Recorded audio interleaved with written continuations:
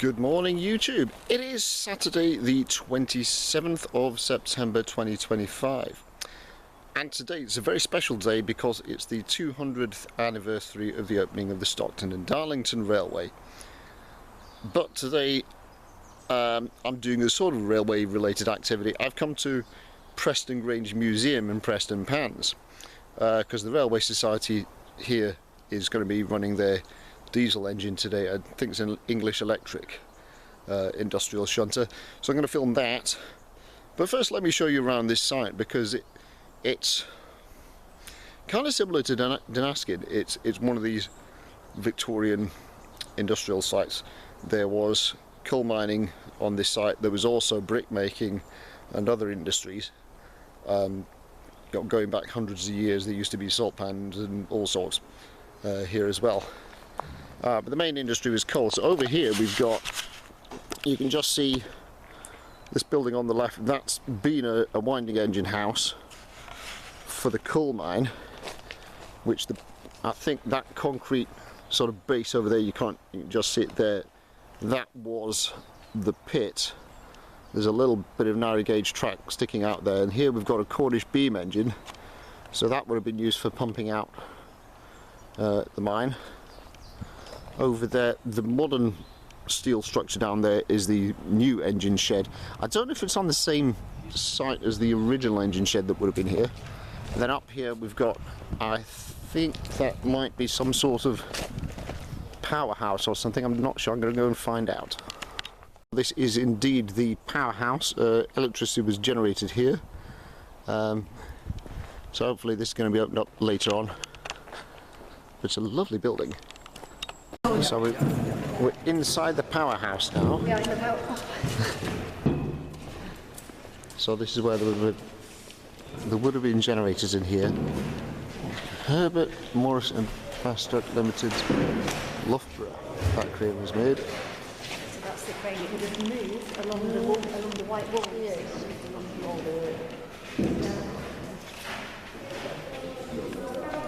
There's a little electric pump there. Centrifugal pump.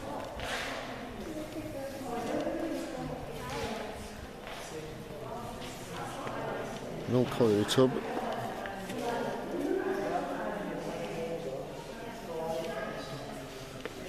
Yeah, that's never been in here before, so this is new. Well, it's not currently really much of an exhibition space, but there are some things in here. You can just see on the side of the beam engine there, that was built in 1874. Massive beam on there, but unfortunately the timber top pump rod from that's obviously showing a bit of signs of rot there, so not in good condition there. Further down the site, these are the pit head baths, which is now currently under restoration, so there's nothing in there at the moment. The small building over there is currently the visitor centre, and then up there with the chimney you can see there's brick kilns as well. So from here the engine shed is behind me. So this is a map of the current layout. So the engine shed they've built is approximately here on the map, which would be about in where these sidings are 100 years ago. So it's on railway line. There's a lot of so that line there is crossing the road. That exists. Some of these lines here are still there, but it's very disjointed at the moment. So I don't know if they're going to try and join all that back up. But it doesn't actually show on this map where all the tracks are now. So they really need to update this. So we're now next to the big chimney at the brick kilns, which are set basically up here above the rest of the site. So the engine shed is just through those trees straight ahead there. You can just about see the beam engine on the right. On this site I keep finding relics like this. This very rotten looking coal wagon. There's another one in behind it just disappearing at the bushes. It'd be nice if they were sort of brought out of there and put down on the railway, but I think they're probably too fragile to actually move in this condition. Over here we've got, looks like a couple of bits of mining machinery. That looks like a winding engine and a really big fan, so that would probably provide a ventilation to the mines. Again, over here we've got these circular foundations, so I think there were kilns on this area. I've come into the woods and there's a signal post here alongside the running line. You can just see the tracks are completely overgrown here. The line runs on from probably about another 100 yards that way. There's a buffer stop. For some reason there's tights hanging from a tree here. And there's a turnout here. So one line is going to the right. That one crosses the road by the shed and carries on behind the pithead baths. There's another line, this splits off. That line there on the left is where those cranes are, in front of the powerhouse. And then the line splits again. You can see that's, so to the left is got that mineral wagon there, and then here's a set of points. So the line to the right there, that's going down to the pithead baths, and then somewhere in the middle you've got the engine shed.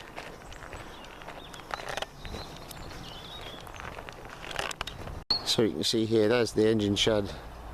The lines coming out there, once they don't join on, they will eventually join onto the running track here, I would imagine. And this line here is going across to the right and literally across to the road.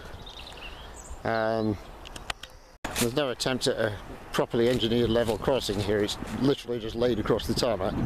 I don't know how much it would cost to actually install a level crossing here. But that's obviously been the main road in at some point, and that's been severed by this railway track. And then we've got this sort of faked up head frame here. There was actually a pit shaft there, and then the road, the track again is disappearing off into the woods, and it's goes like I say, away down to the pithead baths. So we're following the tracks. You can actually just walk along beside it here. The Harris fencing is just sat on top of the tracks here. So the track's actually severed here. You can see the big opening. I think that's where they kept the locomotives inside the pithead baths before the shed was built.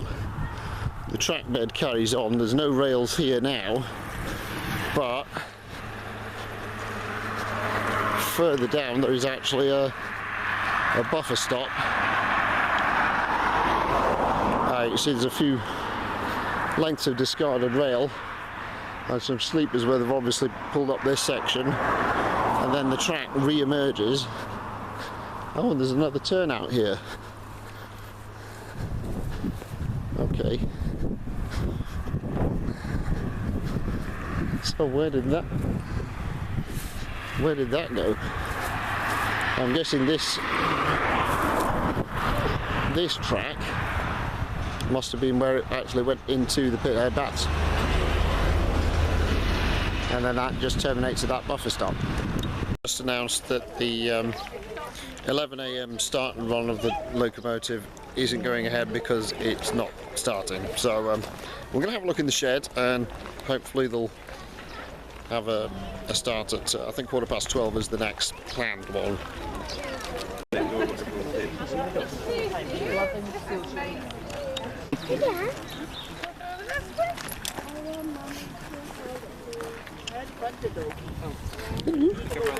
What's your name?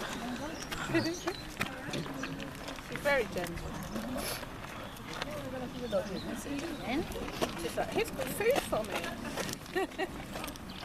Hello, Daddy.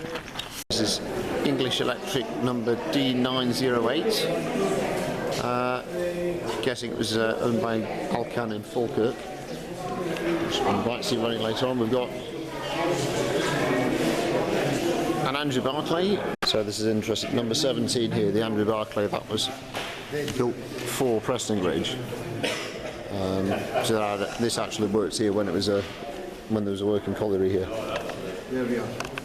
So this is one of two surviving Grant Ritchie locomotives. It's also very unusual being an 042.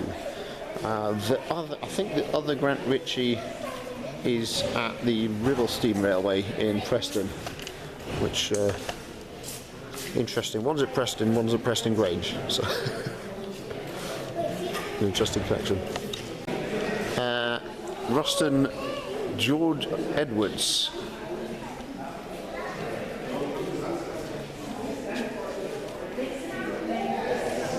So that was ex-ICI. We've got a little 48DS. It's so cute. Sam, this one's called. So that came from Paul May's colliery in Stirlingshire, and brake van another 48DS. They've got two. So this one's number 32, which also came from Paul May's colliery. This one's got a fully enclosed cab. That one, you see there's no cab windows up the side, it's just open. This one actually has doors and windows. What's the undergoing restoration?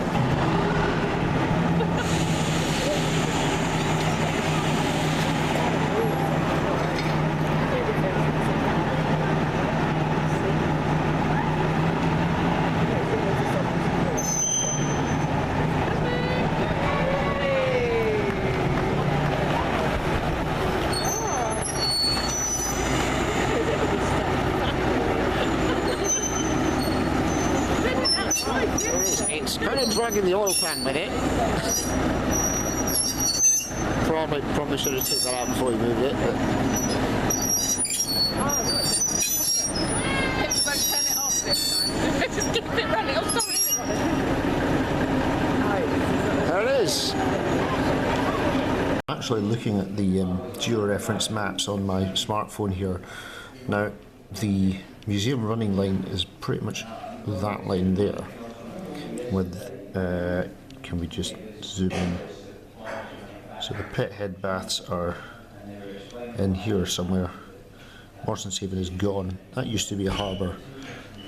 All of this is gone. The pit head baths are probably sitting around where that railway line is.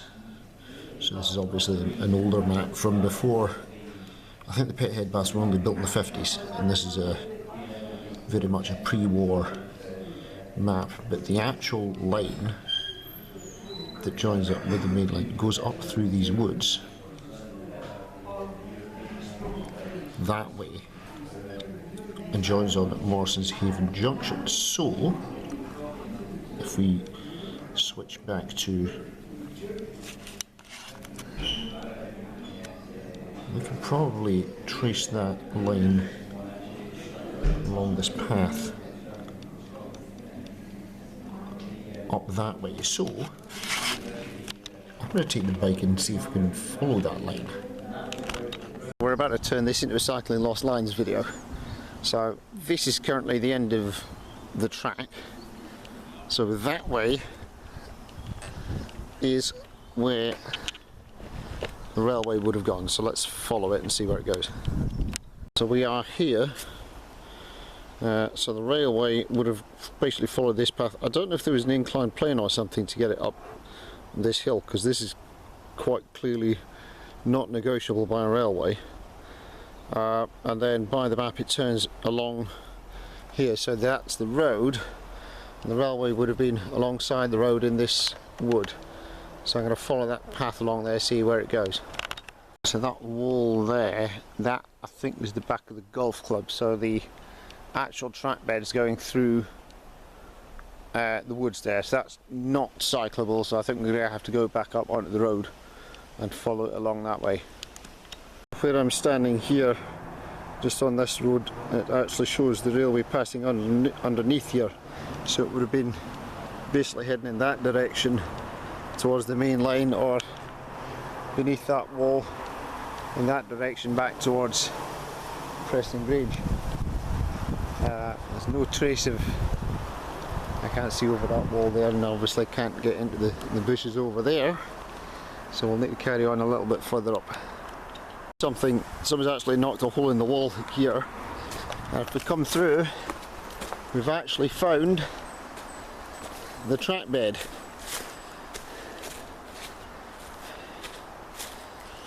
I've got to watch my step here, but you can actually see there's a portal down there, obviously under the bridge, and I'll climb down and see how far we can get that way. Well, quite obviously you can see through the other side of the bridge there, it's been backfilled on the other side, but this cutting is pretty intact. This is remarkable. Beyond here the track bed's pretty well overgrown, so I'm not going to be able to carry on much that way, but this is a good find. This road doesn't exist in the map from 100 years ago, I think it's about 1914. So I don't know whether there's actually a tunnel under here or this has just been backfilled to make the road, but the line would have carried on pretty much in a straight line that way, and then there's a junction here to join onto the East Coast Main Line. I don't know if we'll be able to trace it through that, through those woods. I suspect not.